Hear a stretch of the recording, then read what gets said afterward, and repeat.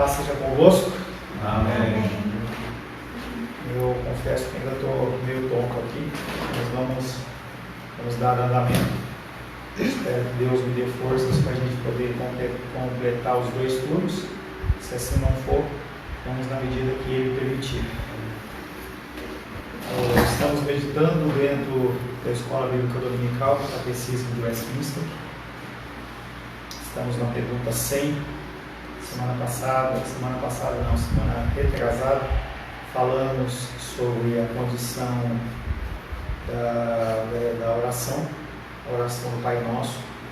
E nós vamos falar um pouquinho, dar mais continuidade um pouco ainda sobre essa questão da oração do Pai Nosso. A pergunta número 100, ela fala que nos ensina o prefácio ou início da oração dominical. Como nós já trabalhamos dentro do discipulado com a grande maioria das pessoas, nós vemos que a oração do Pai Nosso ela é muito mais um padrão, uma forma de nós seguirmos, também tem que ser e pode ser uma oração a ser seguida. Muitas pessoas entendem que é uma reza, não tem nada a ver com uma reza. O Senhor Ele nos especifica, Ele nos orienta, nos ordena para que nós possamos orar da maneira que Ele nos ensina, e a oração do Pai Nosso é uma delas. E aí nessa pergunta 100 Ele nos coloca, que nos ensina o início da oração do Pai Nosso. O prefácio, o início da oração dominical ou oração do Pai Nosso, começa-se dizendo: Pai Nosso que estás no céu. E isso nos ensina que nós devemos nos aproximar de Deus com reverência e confiança, como filhos a um Pai poderoso, e algo que nós temos falado nos nossos discipulados. Nós estamos acostumados a entrar num ambiente sem falar bom dia, boa tarde, boa noite, saudar as pessoas, mas quando nós tratamos em relação à oração, muitas vezes nós esquecemos que nós não estamos falando com o nosso amigo, com o nosso chapa, com aquele que é o nosso brother, mas é o Rei Altíssimo. Nós esquecemos de reverenciá-lo. Era algo que era muito comum dentro da antiguidade, quando as pessoas entravam diante de autoridades, elas se prostravam. Quando nós vemos filmes orientais, seja japonês, chinês, você vê que as pessoas elas se prostram em reverência. Quando 2 guerreiros eles vão lutar, eles se prostram em reverência, e você depois volta com um altar de deuses mortos e também se reverencia. E é tudo uma questão de você mostrar respeito, algo que eu já falei para vocês, que a família de vocês perdure, é algo bendito de você pedir a bênção, entendeu? Quando você pede a bênção, você está realmente reconhecendo a autoridade do outro sobre a sua vida. Então, quando nós entramos na nossa oração do Pai Nosso, nossa oração, que deveria ser uma coisa costumeira, mas que as pessoas elas têm se perdido, mesmo com aplicativos benditos como o Glorify, que nós temos, que eu compartilho com vocês algumas partes, às vezes a gente acostuma a ter alguém para fazer isso para a gente. A gente não vai mais a Deus para buscar dele as informações, buscar dele o conhecimento, a reverenciar e adorá-lo. Tudo é através de aplicativo, tudo é através de um celular. A gente tem que usar as ferramentas que nos são colocadas nas nossas mãos, mas a gente não pode ficar firme e fixo apenas nisso. Temos o nosso tempo, eu e Rosângela, e quando a Luísa está acordada, eu, Rosângela e Luísa, nós ouvimos junto o Glorify, é bendito, mas não pode se ficar apenas nisso. E as pessoas elas têm começado a ficar cada vez mais dependentes de coisas como essa. Então, se não houver um culto online, a pessoa não sabe ler, a pessoa não sabe orar, ela não sabe buscar, ela não sabe fazer mais nada. É algo que aconteceu na década de 80, mais ou menos, quando se começou a aparecer as calculadoras de uma forma mais comum, de uma forma comum. Eu peguei essa transição de pessoas que sabiam fazer conta e pessoas que não sabiam fazer conta. Então eu via pessoas depois de mim que não conseguiam fazer uma adição, fazer uma multiplicação, porque estavam acostumados com a calculadora. Então você tem que ter, sim, as ferramentas que te facilitam. Não é querer voltar à Idade Média, mas nós temos que estar sempre lembrando dos princípios. E nós não podemos perder esses princípios. Então, Pai Nosso que estás no céu nos ensina que nós devemos nos aproximar de Deus com reverência. Ele é o Altíssimo. Ele é o grande Deus, Ele é o poderoso, é aquele que criou todas as coisas através da sua palavra. E também em confiança. E a questão de temor não é medo, tremor não é medo. Temor e tremor é você ter respeito e reverência diante de quem você está se apresentando. Não é medo. Nós, como filhos, nós não temos medo, nós temos temor e tremor, que é muito diferente de medo. E ele vem falando sobre essa condição da reverência. Nós deveríamos orarmos de joelhos sempre. É algo que a igreja também perdeu, entendeu? A igreja não tem mais essa reverência de você se ajoelhar diante de Deus para orar, ou ficar de pé diante do Senhor para orar. Parece que a gente está cansado. Parece que o que a gente está fazendo ali é uma coisa comum, é normal, é natural, e não é comum, nem natural, nem normal, é algo sobrenatural. E nós temos que ter a confiança que nós somos filhos e nós estamos indo a um Pai que Ele é poderoso, não só para nos conceder o que nós precisamos, mas para receber de nós a nossa oração, por tudo que Ele tem feito. A oração é um exercício de fé. Por que fé? Porque nós não vemos o Deus que nós servimos. Talvez, em alguns momentos da nossa vida, nós possamos contemplar a figura de Deus em alguma manifestação sobrenatural. Mas a regra é que nós temos um Deus que nós não vemos. As manifestações que estão à nossa volta são muito mais contrárias à existência de um Deus do que a de que existe um Deus.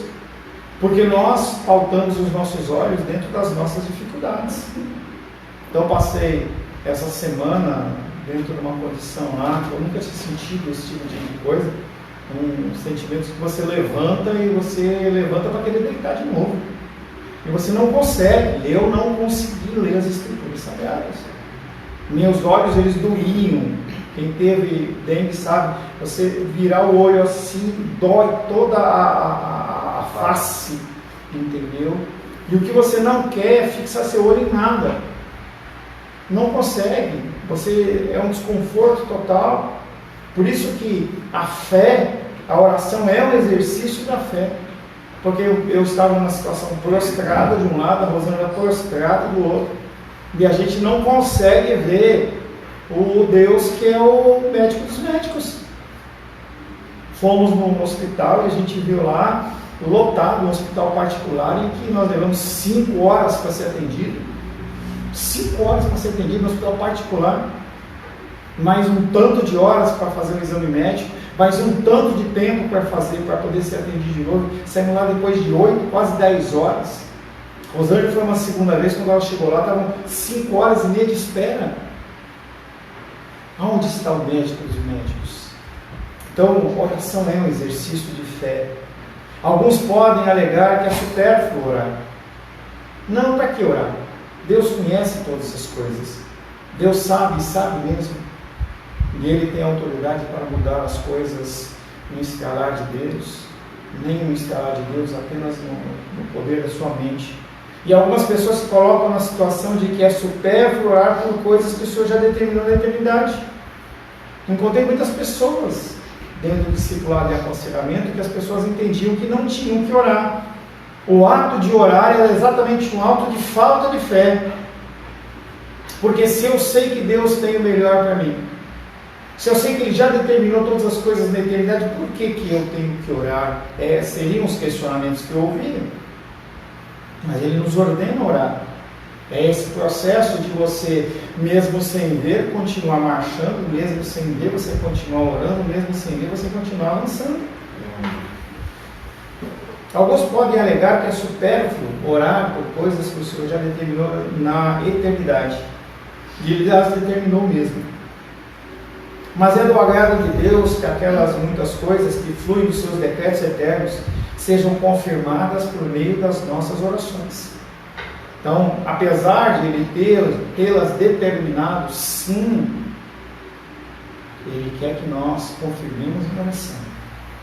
E Ele ordena que nós nos ajoelhemos e oremos. Mesmo em situações como, por que orar pela paz em Israel se não vai haver paz em Israel? Não vai haver paz em Israel.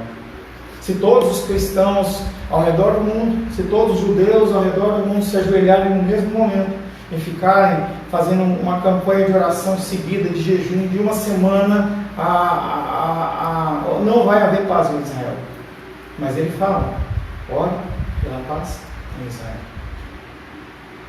Ele fala para que nós devemos cuidar dos enfermos, nós devemos cuidar daqueles que sofrem e padecem nas ruas, mas ele também diz que nunca vai deixar de ter. E por que eu vou orar? Porque ele ordena, porque é um exercício da nossa fé, é uma ordenança dele que os decretos que ele confirma sejam absorvidos e entendidos por aqueles que se dizem filhos, e eles labutem, não no sentido de cumprir coisas, mas de atestar que aquilo ali realmente é uma coisa bendita que vem do Senhor. E ele ordena que nós estejamos orando. 7 razões principais antes disso, e também é um fator obediência, porque ele nos ordena. Nós, pelo nosso costume de irmos a Deus apenas com as nossas petições, porque não se agradece a Deus nada, nós vamos a Deus sempre no sentido de petição, é algo que nós temos que começar dentro das nossas próprias casas. Você tem agradecido pelo alimento que você recebe, não só Deus, mas eu, invariavelmente, eu vou lá, agradeço, pois Ângela, muito obrigado pelo alimento que você fez. Essa semana que a gente ficou prostrado, a Luísa se desdobrou lá e lavou a louça e fez tudo. Luísa, muito obrigado por você ter lavado a louça. Esse sentimento de gratidão a gente não tem mais. A gente só vai ao Senhor para pedir. Afinal de contas, os nossos pedidos eles são urgentes. Os nossos pedidos eles são urgentes, mas também a nossa obediência ela é urgente. A obediência ao Senhor é o que Ele ordena, é o que Ele comanda. E nós temos que exercer a obediência porque Ele nos manda. Orar sem cessar. Nós devemos orar sem cessar, apesar de eu parcamente não tentar ver alguma coisa de leitura e não conseguir. Eu tentava orar e eu entrava na presença do Senhor com poucas palavras, com poucos momentos de lucidez, com aquela dor de cabeça o tempo inteiro, todo o tempo. E eu orava a Deus, falava, Deus, obrigado, porque eu mesmo tendo 8, 10 horas de espera no plano de saúde lá, e eu tinha um plano de saúde, agradecia ao Senhor e tentava de alguma maneira fazer com que a minha gratidão fosse levada aos céus, porque independente de qualquer coisa, tinha medicamento, tinha alimento na minha mesa, não dependia do meu trabalho para que a minha família comesse no outro dia, havia uma gordura que o Senhor deixou, e tudo isso é uma forma de você reconhecer a benevolência do Senhor. O fator obediência é muito importante dentro da oração. 7 razões principais para orar a Deus. Primeira razão principal, se é que nós precisamos de razões, é o auxílio espontâneo dele. Enquanto oramos, conscientes da nossa real miséria espiritual, Deus está pronto para nos auxiliar sem que tenhamos pedido. Mesmo que a gente não peça, Ele nos abençoa.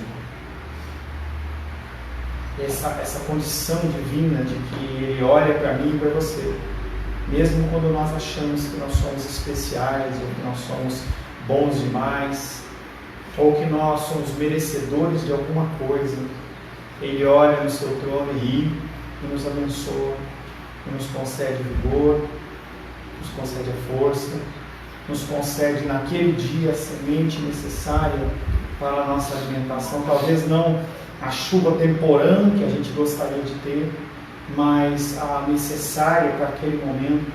Talvez não chegue a irrigar a terra como nós gostaríamos, mas ela molha o suficiente para que aquela semente não seque. Deus Ele nos ajuda espontaneamente, porque nós não temos nada a oferecer. Quando nós vamos a alguém fazer algum tipo de trato, algum tipo de alguma coisa, você tem que ter algo a oferecer para a pessoa, porque senão ela não faz nenhum tipo de acordo.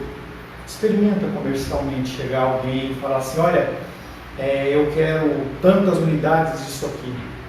e você não tem recurso financeiro, ou você não tem crédito, ou você não tem nada, a pessoa simplesmente ela não vai nem dar atenção para você.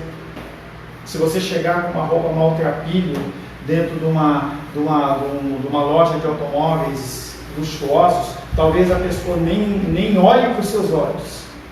O que ele tem a oferecer para mim? Ele não tem recursos financeiros? Ele não tem nada a oferecer para mim? Então, quando nós vamos a Deus, nós temos que entender que também não temos nada a oferecer a Ele. E tudo que Ele faz de forma espontânea. Romanos capítulo 7, verso 24.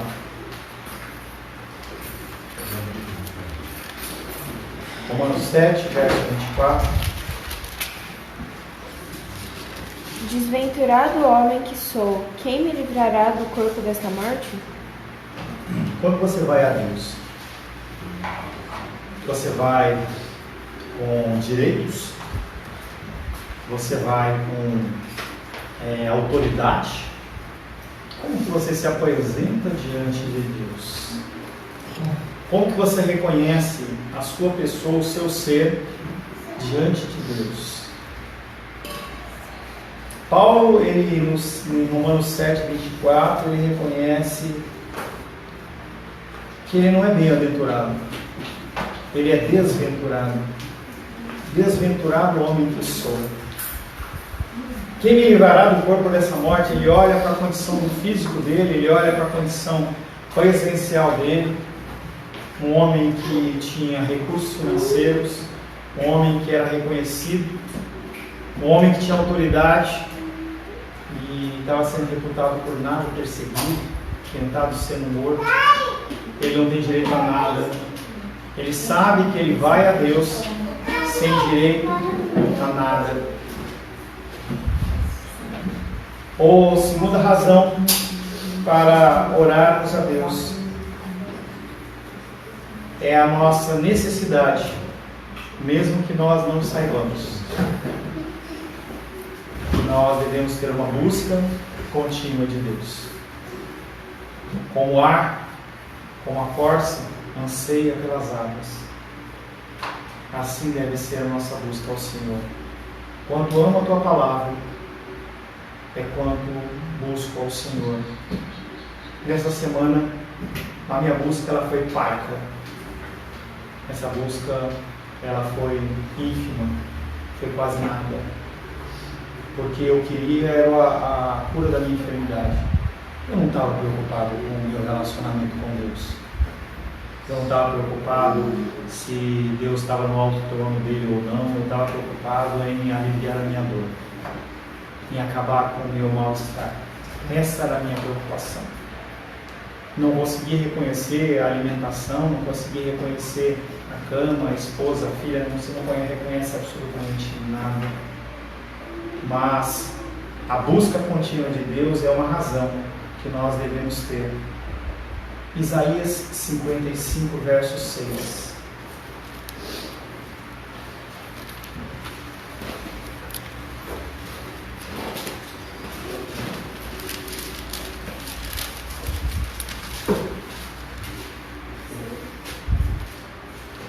Buscai o Senhor enquanto se pode achar, invocai-o enquanto está perto. Isaías, ele consegue olhar para a situação de Israel, as lutas e dificuldades que ele passa como profeta do Senhor, e ele nos alerta: haverá um tempo em que nós não conseguimos encontrar o Senhor. Eu, no meio da minha enfermidade, não consegui encontrar o Senhor. Não conseguia buscar. É por isso que no momento da saúde, nós temos que buscar o Senhor. No momento em que Ele nos mantém de pé, é o momento de nós buscarmos ao Senhor. O que nós fazemos é buscarmos mais e mais recursos, mais e mais bens, mais e mais de tudo menos dele. Uma das características das pessoas que morreram na Covid, na época da Covid, era o nível de vitamina D3, eu já falei isso para vocês. Se a pessoa tivesse com nível de vitamina D3 acima do necessário quando a Covid vinha, a Covid derrubava essa vitamina D3, mas a pessoa não chegava a morrer. Mas se a pessoa tivesse uma baixa taxa de vitamina D3, ela iria sofrer e talvez falecer. Se a gente fizer um paralelo em relação à nossa vida espiritual, é exatamente o que nós devemos ter em relação à comunhão com o Senhor. Você tem que estar gordinho espiritual do Senhor, para que quando o momento da dificuldade venha, você tenha o que gastar. A grande maioria das pessoas dos dias de hoje, elas estão focadas tanto no ter, tanto no resolver os problemas materiais, que elas não têm tempo com o Senhor. Isaías, ele olha para essa condição e fala: buscai o Senhor enquanto se pode achar, invocai enquanto está perto, não porque ele se afasta, mas porque nós nos afastamos. E depois que você se afasta do Senhor, parece que o caminho ele é mais difícil de ser alcançado. Você não consegue mais enxergá-lo. Você não consegue mais sentir o cheiro do seu perfume, não consegue ouvir mais a voz dele. As vozes do mundo, elas são vozes que fazem com que nós não consigamos ouvir mais o Senhor, a direção do Senhor, o que fazer, o que não fazer. Vou ou fico? Paro ou continuo? Oramos primeiramente para que o nosso coração possa sempre estar com um contínuo e ardente desejo de buscá-lo, amá-lo e servi-lo. Como tem sido o foco das suas orações? Você tem orado? Aquela batalha minha desde o início da igreja, para que as pessoas elas participem da oração de quarta-feira. Mas eu não tenho tempo. Eu estou dando aula, eu tenho que trabalhar, eu estou viajando, eu estou doente. Como tem sido as suas orações? Se tem sido, se tem existido? E é interessante que nós não buscamos enquanto nós podemos achá-lo. Mas quando nós precisamos, nós desesperadamente nós saímos nos batendo, andando num quarto escuro, duplicando em tudo quanto é coisa, sem sucesso. Porque ele estava perto e nós não buscamos.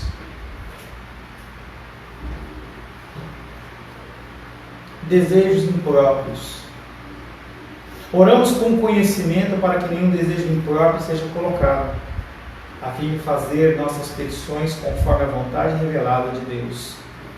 Se nós não buscamos o Senhor de contínuo, o que acontece é que nós perdemos o entendimento do que é certo e do que é errado.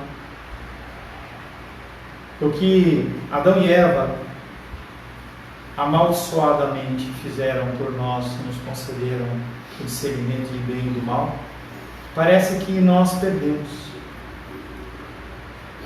Ele fica dentro do nosso coração e nós simplesmente buscamos aquilo que não procede dele. Nós temos as nossas motivações terrenas, nós somos seres humanos com sonhos, com planos, e Deus nos fez assim. Mas será que é só isso? Será que a vida aqui na Terra são apenas as coisas materiais? O que são desejos impróprios? Algumas vezes são coisas simples, outras coisas complicadas. Às vezes são coisas lícitas, que naquele momento são impróprias. E nós permitimos que o nosso coração, por não buscarmos ao Senhor a oração, seja alimentado de coisas que o mundo está vendendo. Marcos capítulo 12, verso 24.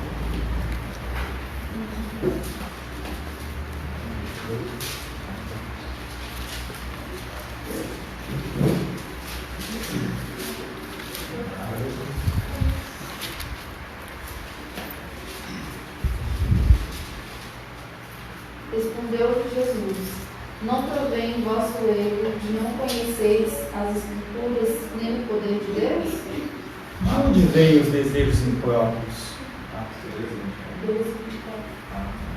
De onde veio os desejos próprios, senão da falta de conhecimento, da falta de dedicação ao Senhor. O Senhor, Ele nos mostra um caminho correto a ser seguido. Isso acontece muito entre pais e filhos. Os pais sabem o caminho que tem que ser seguido e os filhos acham que vão ter que trilhar um novo caminho. Desejos impróprios, que vão gerar reveses, que vão gerar dores, e que muitas vezes são uma decisão da própria pessoa. O interessante é que depois que você colhe aquilo que você plantou, você acha ruim. Você sabe que está errado. Pais exortam os filhos em relação a uma série de coisas. E os filhos acham que não, eu posso fazer isso, isso é bendito. Vai gerar um problema X, Y, Z. Problemas que na grande maioria das vezes os filhos não têm condições de resolver. E correm para os pais. Da mesma maneira, nós corremos para Deus. Ele fala, não vai por esse caminho. Não faça isso. E eu acho que eu posso fazer, então eu vou e faço. O trabalho pastoral é algo interessante. É só você vivendo ele, em especial o tempo integral. Só você vivendo ele para você entender a condição, da dinâmica das coisas, em que você não pode ser nem duro demais, nem mole demais. Você não pode ser nem presente demais, nem ausente demais. E você tem que suplantar muitas vezes o seu próprio coração em prol de algo que Deus está mandando que faça. E cada núcleo, seja familiar, seja individual, ele tem uma demanda específica em que eu não posso usar o mesmo peso que eu uso para o Carlos, eu não posso usar o mesmo peso que eu uso para o Nicolas. São pessoas diferentes, conhecimentos diferentes, buscas diferentes, histórias diferentes, e pessoas que têm desejos impróprios diferentes. E o Senhor, Ele vem trazendo o contexto exatamente de que nós temos que olhar para nós e buscar essa mudança e transformação. Não provém o vosso erro de não conhecer as Escrituras, nem o poder de Deus. Esse é o grande problema, meu e seu. Nós não conhecemos as Escrituras Sagradas e não nos esmeramos em conhecê-las, porque o aplicativo do Glorify dá o suficiente para a minha alimentação. Será que é suficiente? A primeira semana minha de enfermidade, os primeiros dias eu não comi nada. Mas aí eu comecei, empurrava e comia 2 quadradinhos de melão que a minha esposa cortava. Ou cortava um pedacinho de pão, aquilo ali me alimentava. E eu estou colhendo hoje ainda aquilo porque eu não conseguia comer. Eu estou com vocês aqui, as batatas das pernas estão tremendo assim. Porque é fraqueza. E se nós não nos alimentarmos e não nos prepararmos, nós vamos buscar alimentos que são impróprios. Nós vamos nos afastar de Deus. A quarta razão para nós orarmos é a gratidão.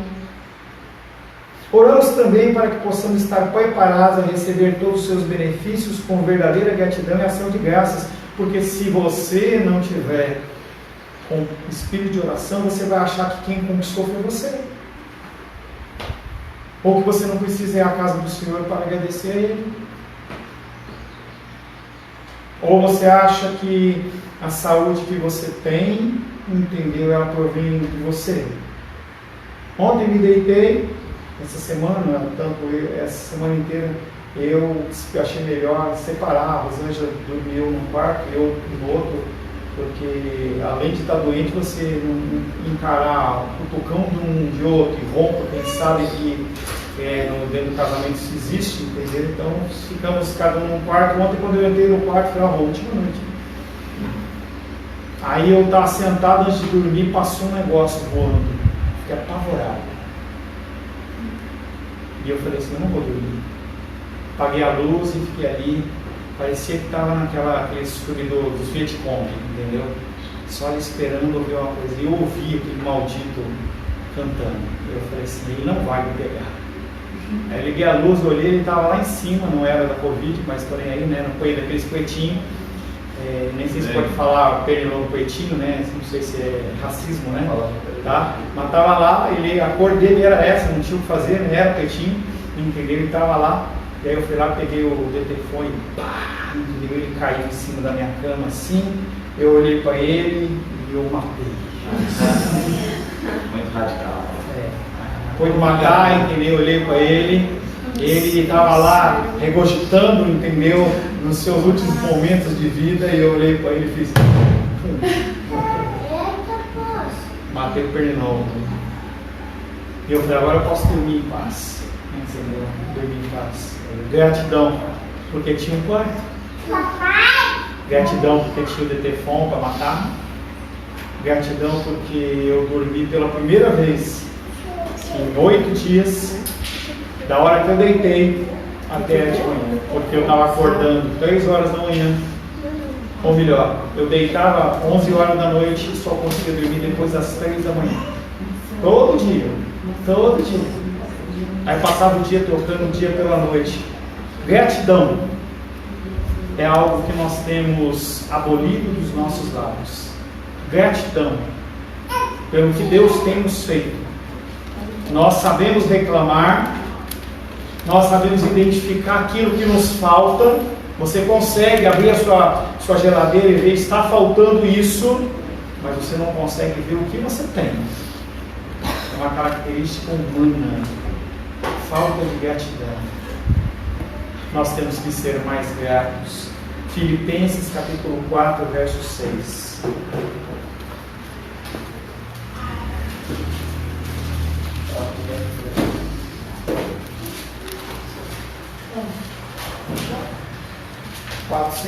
Por favor. Não andeis ansiosos de coisa alguma.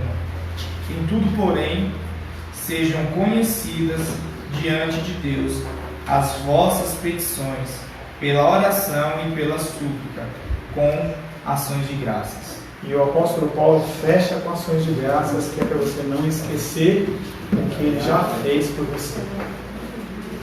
Nós trazemos as petições, mas lembrando o que ele fez. Lembrando que nós temos alimento, que é algo que eu tenho introduzido na nossa oração de dízimos e ofertas.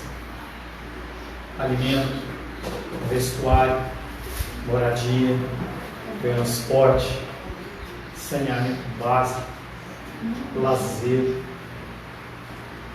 São coisas que não são comuns. Talvez sejam comuns para você, mas não são comuns à humanidade. Nós temos que ter a ação de graças como nossa âncora, para a gente sempre lembrar que Deus ele nunca deixou faltar nada. Nós vivemos um momento ímpar no tempo da nossa igreja. Nossa igreja ela sempre foi pequena. E vocês sempre nos abençoaram financeiramente na manutenção da nossa casa. Em alguns ciclos da nossa igreja, eu olhava algumas coisas acontecendo e falava assim, não vai dar. Eu lembro que certa vez nossa receita estava bem baixa, e aí uma pessoa, não lembro, acho que recebeu uma herança. Eu sei que de um dia para a noite teve uma entrada de 15 mil reais na conta. Eu falei assim, olha Deus, mostrou, entendeu? E novamente nós estamos passando por um ciclo como esse. E aí eu fico olhando para aquilo, e eu olhei assim para o celular e falei assim, sabe que eu não vou olhar o saldo da igreja para não afetar o meu coração, porque eu sou ser humano, para a pregação do Evangelho. para que eu possa pregar realmente sem a preocupação de como que vai ser o suprimento da minha casa ou não, o que vai acontecer ou não. Porque eu sei que Ele já fez. Ele nunca deixou faltar. Quando a titia faleceu e ela era uma mantenedora nossa, meu coração ele se desesperou. E eu olhei para a Rosângela e falei assim: Rô, a gente vai ter que mudar essa casa. E ela falou: eu sei que nós vamos ter que mudar essa casa. E nós nunca mudamos essa casa. Glória a Deus. O que Deus faz é com Ele. É o sentido da gratidão. Estava ouvindo hoje o Glorify falando da condição de Davi, o de ontem, acho que o cara pecou grandemente, um monte de erro, de falha, mas hoje foi muito assertivo, ele mostrando a condição de Davi como ser uma pessoa grata a Deus, pecadora, mas grata a Deus. Um Deus que é provedor, um Deus que é cuidador, um Deus que é amoroso. Quinto motivo para a oração: consciência. Uma vez que tenhamos alcançado o que lhe pedimos, convençamos-nos de que Ele ouviu os nossos desejos e sejamos fervorosos em meditar sobre a sua bondade, que tem a ver com a gratidão. A partir do momento em que Deus ele concede aquilo que você pede, por que não dedicar mais tempo a Ele?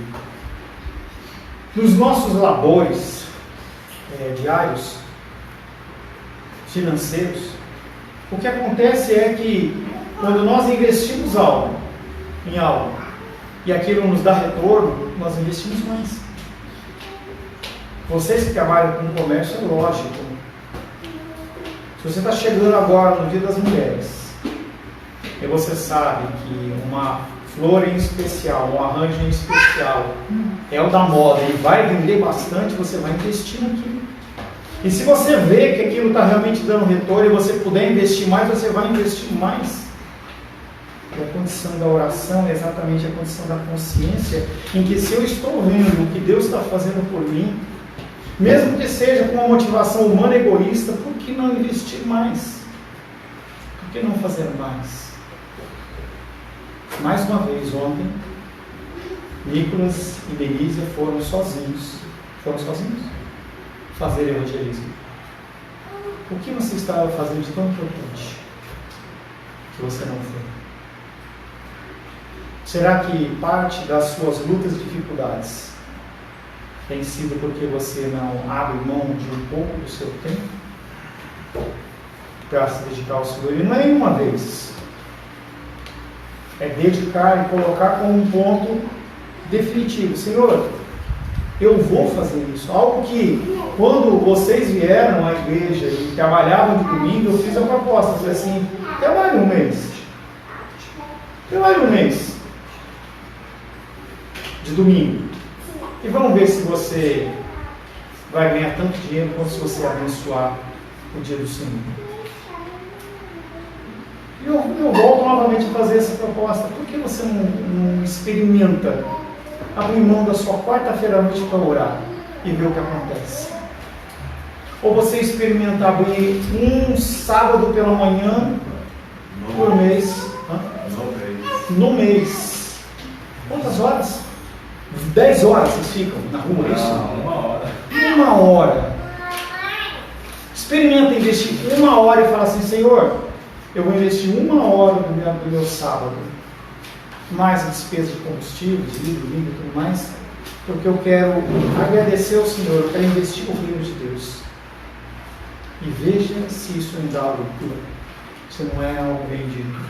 Salmos 145, verso 18.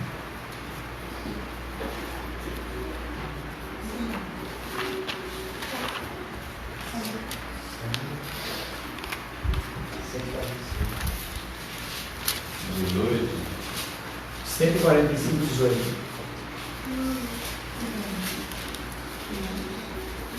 Perto está o Senhor de todos os que o invocam, de todos os que o invocam em verdade. Mas você não invoca.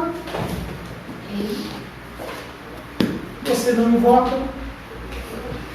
Você está tão preocupado com as coisas do dia a dia que você não invoca.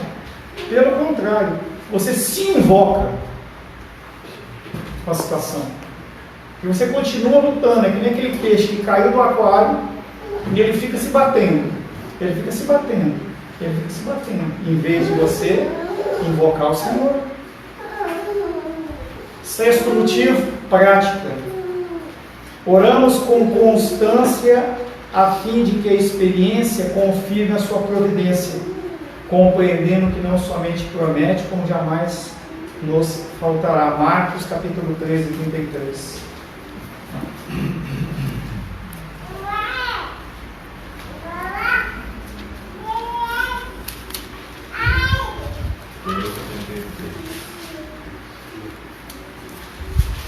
Estai de sobreaviso, vigiai e orai, porque não sabeis quando será o tempo.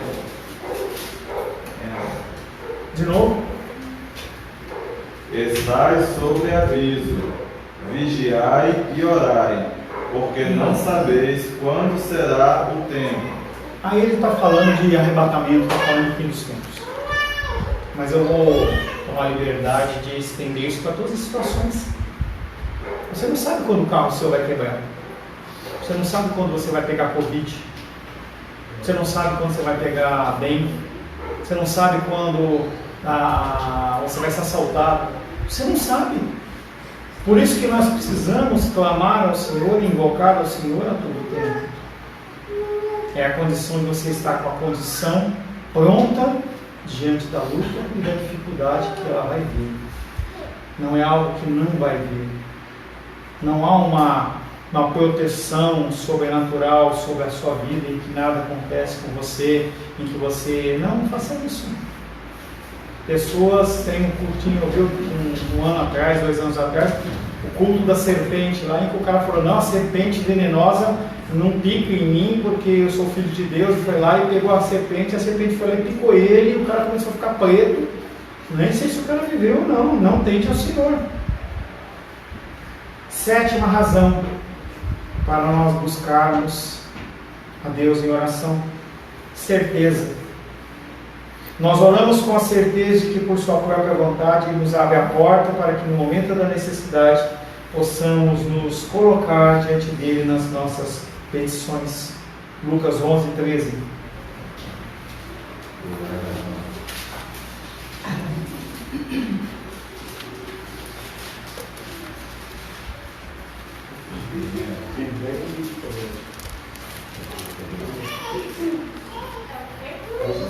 Lucas capítulo 11, verso 13. Ora, se vós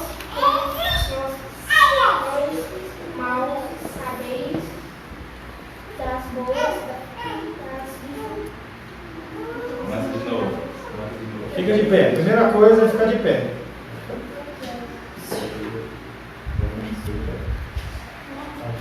Ora, se vós que sois maus sabeis dar boas dádivas aos vossos filhos, quanto mais o Pai Celestial dará o Espírito Santo àqueles que lhe pedirem.